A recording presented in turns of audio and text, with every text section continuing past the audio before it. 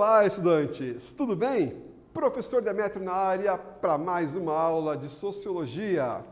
Vamos ver hoje aí sobre já o Estado liberal, sobre Locke e Rousseau, os dois grandes pensadores desse Estado aí. Tá certo? Vamos que vamos? O grande objetivo dessa aula é analisar o desenvolvimento do Estado moderno, reconhecendo a importância dos autores contratualistas. Certo? Então, vamos tentar aqui compreender algumas perguntas. Como surgiu o Estado? Será que houve uma espécie de acordo ou contrato para o seu surgimento?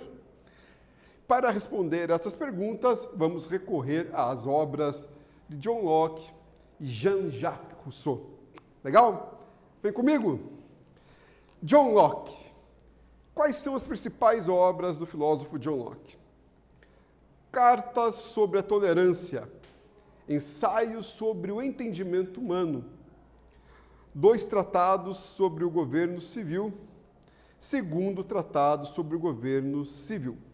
Beleza? São as principais obras de John Locke. Então, quais eram as questões aí das ideias chamadas de justnaturalistas? Existe uma lei natural. Ela pode ser conhecida pela razão. Ela é obrigatória e universal. Então, baseando nisso, vamos entender aí as questões de Locke e a política. Então, para Locke, as leis da natureza devem servir de modelo para a constituição do Estado. O bom governo é aquele que nasce com limites que não podem ser ultrapassados. Veja que interessante, já tem uma ideia de limite, né? Já tem uma ideia mais no aspecto democrático, digamos assim, um pouco diferente do que a gente tinha no Estado absolutista, e que o Estado ele não tinha limite, né? O limite era dado pela própria questão, tá, do governo, tá, dos interesses do governo para o bem comum. A liberdade é uma questão bem importante. Quando a gente fala em democracia contemporaneamente, a gente fala muito nessa ideia de liberdade, né? É claro que a liberdade ela tem um limite, mas a liberdade é uma ideia muito comum em democracia, né? Então, liberdade de escolha.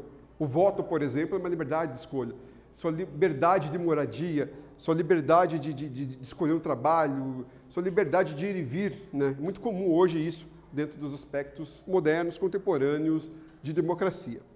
Então, a liberdade natural do homem consiste em estar livre de qualquer poder superior na Terra, de não estar sob a vontade ou autoridade legislativa do homem, tendo somente a lei da natureza como regra. Isso muda com o contrato social. Veja bem, a ideia básica de liberdade, ela não muda na essência, mas a liberdade ela é adaptada a um contrato social.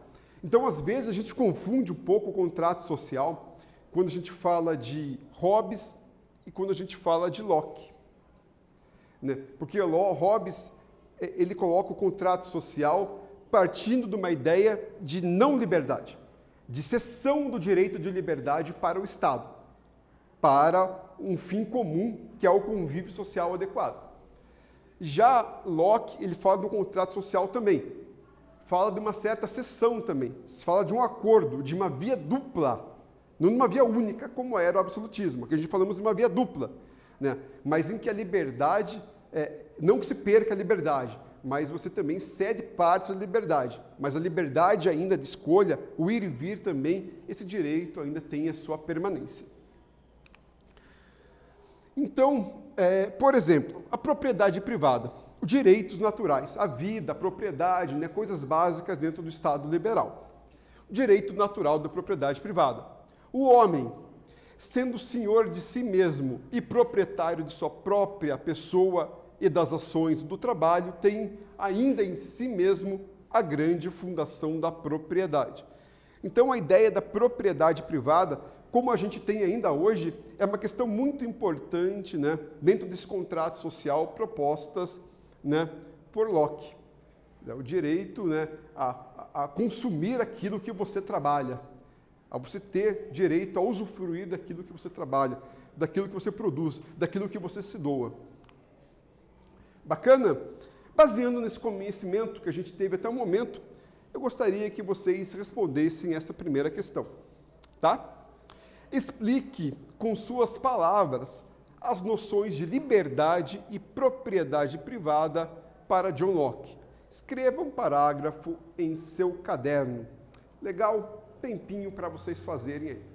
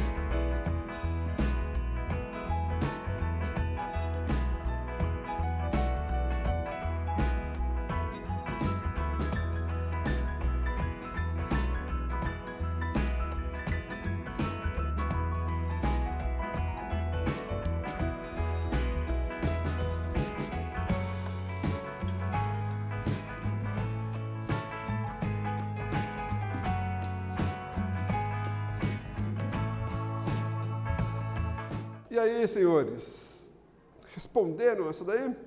Sempre lembrando que as atividades descritivas, elas partem de uma essência, né, da resposta que tem que estar comum. Mas a estrutura de como essa resposta vai dar, né, a forma como ela vai dar pode ser diferente, mas a essência dela tem que estar baseado nisso que eu vou colocar para vocês aqui.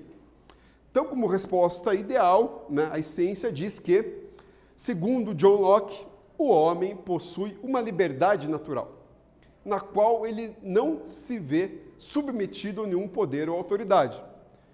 Com o contrato social, ele renuncia a essa condição natural e passa a obedecer às leis de um Estado. Já a propriedade privada é central na teoria de Locke, uma vez que ela é vista como um direito natural. Veja que interessante, que bacana essa resposta, né? Todos nós temos uma coisa natural do humano, que é a liberdade. Talvez a liberdade seja uma coisa que ninguém precisa explicar, né? A explicação tão natural que todo mundo entende o que é estar livre e o que é estar preso, digamos, né? Então, a liberdade é uma coisa muito natural. Entretanto, na sociedade, segundo John Locke, a gente passa, né, a renunciar um pouco dessa liberdade, né? Não toda a liberdade através de outra pessoa, mas a gente negocia essa liberdade. Essa negociação se dá, né, para um bem comum, para obedecer às leis de um Estado. O Estado passa a regir um pouco a nossa liberdade, o que a gente conhece hoje como direitos e deveres. Os direitos e deveres nos cerceiam a nossa liberdade. Não é só a vontade de ter um carro e andar 200 quilômetros. Você vai ter um carro, mas o Estado vai dizer que você vai andar a 40, a 50, a 60, a 80, a 110, conforme o local. Então, o Estado vai te dando os controles. Então, essa a ideia central. E também, pessoal, para Locke, a questão bacana aqui é que ele vai falar que uma coisa que é um direito natural do ser humano e que o Estado tem que garantir, porque ele é máximo, além do direito à vida, que todos nós temos, direito à vida é um direito, qualquer sociedade é um direito máximo, ele vai dizer que o direito à propriedade, quer dizer, aquilo que você construiu, aquilo que você constituiu, esse direito é um direito natural em que o Estado tem a obrigação, sim, de te garantir. Tá ótimo? Aí vamos para o outro grande autor, dessa linha de pensamento liberal, que é o filósofo francês Jean-Jacques Rousseau. Tá? As suas principais obras são essas aqui. Discurso sobre as ciências e as artes, discurso sobre a origem da desigualdade e discurso sobre a economia política e o contrato social. Então, pode ver que interessante que todos eles falam de um tal de contrato. Os estados estão falando aí, o absolutista, o liberal e tal, estão falando de uma ideia de contrato social. Quer dizer, estamos tentando negociar uma sociedade, estamos tentando formular uma sociedade baseando-se em contratos. Isso é interessante. Hoje mesmo, no século XXI, tudo para nós é contrato. Trabalho é um contrato, seja o serviço público ou privado é um contrato, as instituições formais são baseadas em contratos, em regras, em direcionamentos, uma nação tem uma constituição, o livro sagrado também não deixa de ser um contrato, um dogma, a família, ainda que informal, ela tem um microcontrato dentro, tem as regras também. Então a gente vive muito dessa ideia de contrato para que você cerceie parte da sua liberdade, para que você saiba quais são os seus limites, e qual que é essa mão de via, de mão dupla aí que você colabora, e também é ajudado, digamos assim. Então, quando ele fala em desigualdades, que é um tema interessante nas obras de Rousseau, ele vai falar de tipos de desigualdades. Natural, que ele vai chamar, ou física, que é estabelecida pela natureza, e moral ou política, que depende da convenção, é autorizada pelo consentimento dos homens. Então, vai ter uma desigualdade, digamos, natural e uma desigualdade política. Então, o estado natural e o estado social. Para Rousseau, o homem é bom, livre e feliz no estado natural. Os vícios e a corrupção resultam da vida em sociedade. Eu acredito que vocês já ouviram aquela frase, famosa e célebre frase, Todo mundo nasce bom, o homem nasce bom. É a sociedade que o corrompe. Quer dizer, o homem nasce puro, ele nasce ingênuo, digamos. Ele nasce predisposto a uma certa bondade. Entretanto, os convívios sociais, as instituições, os modelos que vão tornando esse homem corruptível, corrompível, digamos assim. Diferente um pouco da estrutura da acepção, digamos, da fé, que onde o homem nasce pecador, é a religião que o salva. Quer dizer, o homem já nasce com o pecado original e é a religião que vai tornar esse homem digno, digamos assim, da vida eterna. Então, são concepções diferentes da ética, de uma ética universal, digamos, cristã, de uma ética filosófica baseada no princípio russoniano. Tá certo? O estado social é marcado pela racionalidade e pela desigualdade. Então, o Estado já ele tem toda uma racionalidade própria da política, desse convívio social, ao qual a desigualdade, muitas vezes, ela é afirmada, ela é aceita. Não que seja bom, mas ela começa a ser racionalizada. A liberdade é constituída pelo contrato social. É o contrato social do Estado para com os homens que vai dizer até onde vai a sua liberdade.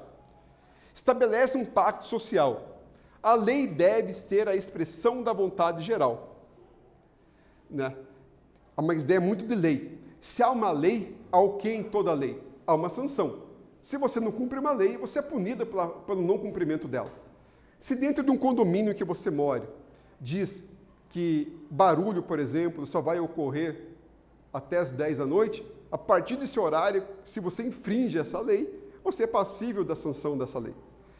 No momento pandêmico, né, se diz que você não pode abrir o comércio em tal horário, e você vai lá e tenta, né, manipular essa lei, você pode ser punível, é passível de punição. Né? Pode ser que você não seja, mas você é passível de punição. Né? Dentro dos olhos do Estado, dentro dos olhos do síndico. Se a tua mãe diz que você não vai ver TV, e você vê TV, né? Você pode até lá deixar no mudo, tentar ludibriar, deixar o volume baixinho, você pode até não ser, mas se tua mãe vê, provavelmente você vai ser, né? Porque é uma lei interna ali que foi colocada.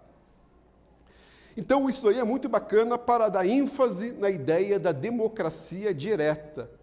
Quer dizer, é uma ideia muito clara da democracia como uma expressão contratual de um Estado de direito ao qual você participa direta e indiretamente dessa construção desses direitos, dessas leis.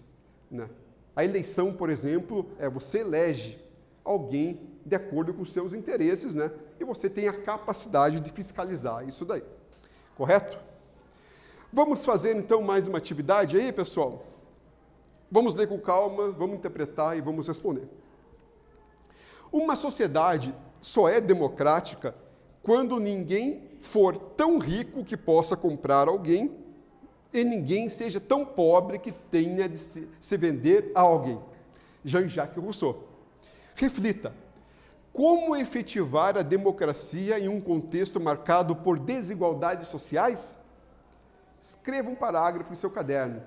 Essa resposta, pessoal, de fato, essa pergunta é muito bacana e a resposta dela, ela é um pouco filosófica, ela é um pouco crítica, um exercício bem interessante. Um tempinho para vocês fazerem aí.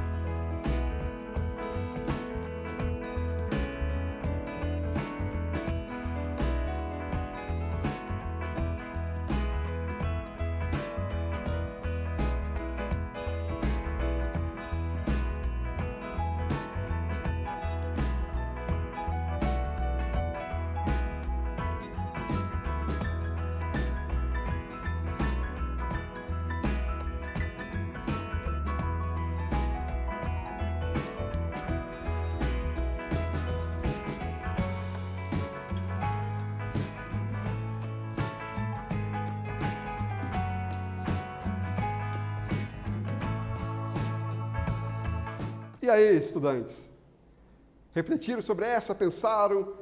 Requer um pouco mais de atenção, de cuidado, mas a resposta, ela, com certeza, ela é bem bacana. Sempre lembrando, né, que a sua resposta ela não tem que ter um modelo, uma cartilha própria, mas ela tem uma essência, ela tem uma coerência que está baseado no que eu vou colocar aqui agora para vocês, tá certo? Ainda que seja pessoal, né, as ideias de Rousseau, né, você tem que colocar ali as ideias, considerar as ideias de Rousseau, né, que sonhava com uma ideia de igualdade associada à democracia. Ele também previa pactos sociais, objetivando a produção de consensos.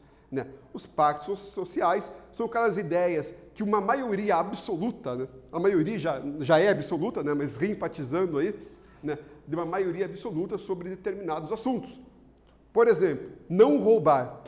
Eu acredito que uma parcela considerável da população acredite que não roubar é o correto. Mas vai ter uma pequena parcela da população que vai ser de acordo com roubar, que é o ladrão, né? O ladrão está de acordo com roubar, mas a maioria absoluta está de desacordo. Então, o pacto social seria, não vamos roubar. E aquele que roubar é passível, né, da sanção dada por uma lei de um contrato social de um Estado que o punirá. Bacana, pessoal? Então, nessa aula, entendemos dois autores contratualistas muito importantes para a análise política. Né? O John Locke, pai do liberalismo, né, do Estado liberal, defensor da liberdade e da tolerância. E, né, o francês Jean-Jacques Rousseau, em que disse que o homem nasce bom, a sociedade o que o corrompe. Diz que nós somos, né, frutos de um grande meio social. E esse meio vai nos moldando conforme os interesses desse meio. Tá ótimo? Maravilha, pessoal. Um abraço para vocês, fiquem bem, se cuidem aí. Até uma próxima.